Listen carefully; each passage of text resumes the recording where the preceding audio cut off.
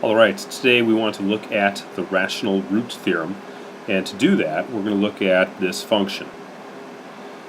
In this function we want to find all the zeros of the function f of x equals 3x cubed minus 7x squared plus 12x minus 28. And to get started with that, let's graph it. And this is my initial graph of the function, but I can't really see too well what's going on here, so I decided to zoom in a little bit. And this is what I have. Now, if I look at this, I might be able to see about where this is, but I can't tell exactly. Now, you could use a trace feature on your calculator, and in some cases, you'll actually come across a fraction that you recognize. I believe if you did that with this particular problem, you would actually recognize it.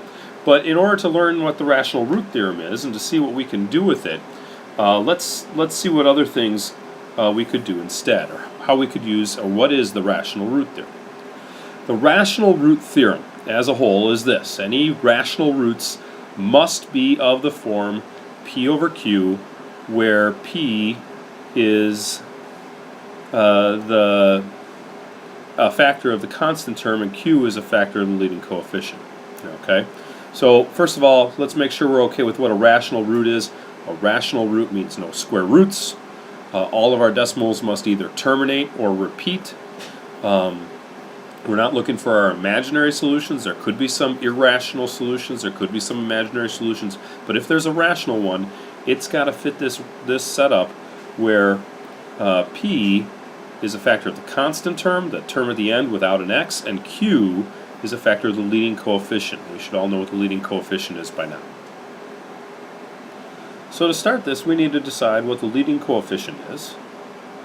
And that's right there. So our leading coefficient is 3. And what are the factors of 3? Well, 1 and 3. And really, they could be plus or minus. Okay? Now, at the same time, the leading coefficient has factors of 1 and 3. We've got to look at our constant term as well.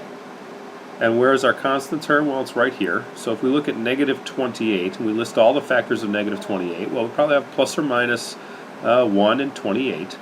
Plus or minus 2 and 14, and plus or minus 4 and 7. Now, real short, these guys are being our numerator, and of course, the factors of the leading coefficient will be in our denominator.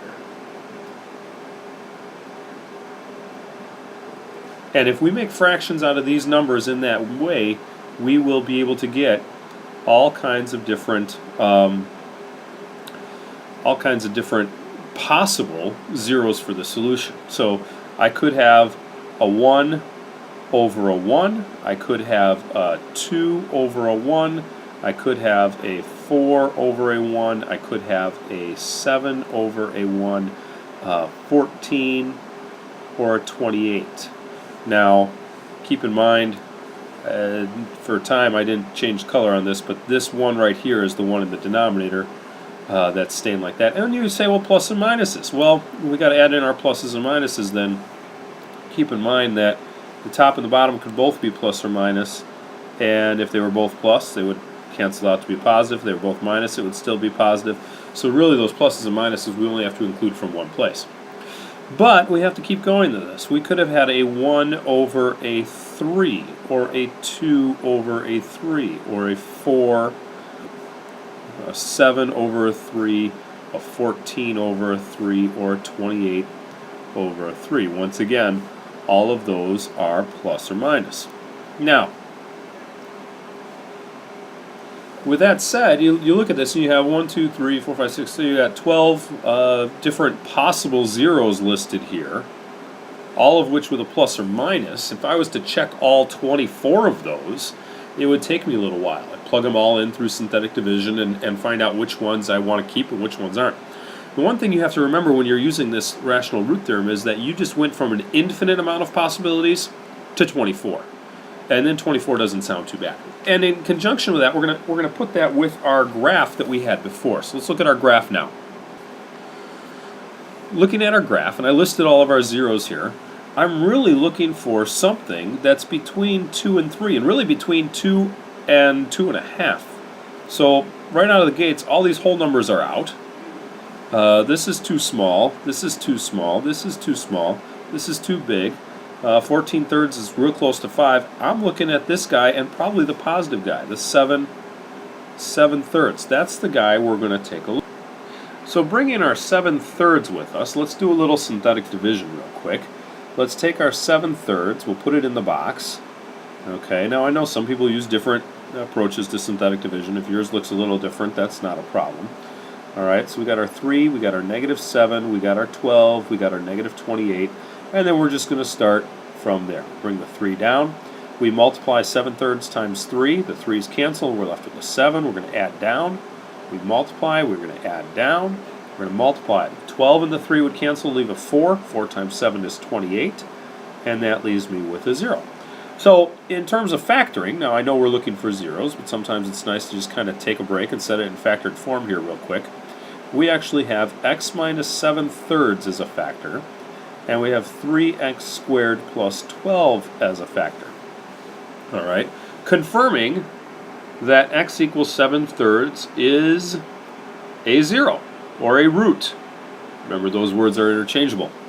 And if that's a root, all we need to do is find the rest of them. So I thought, well, let's factor this guy a little bit more.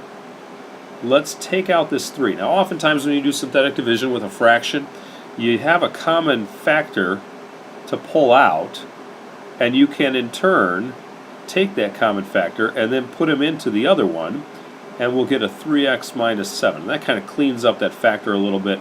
It looks a little bit better. So here we have it in a more factored form. But we still need to figure out what are the zeros that go along with the x squared plus 4 equals 0. Now you could put it in the quadratic formula. You could do a number of things. I'm going to keep it kind of simple and just subtract 4 from both sides.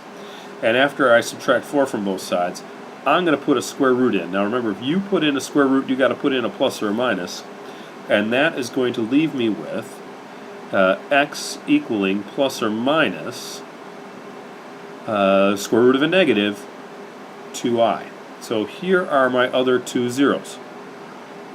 Okay, here are my other 2 zeros. Remember, we wanted to have a total of 3 zeros. So that, in a nutshell, is the rational root theorem. It's factors of the constant term over factors of the leading coefficient. It gets you a pretty decent list with which to work, but I want you to remember that list is a lot smaller than the alternative.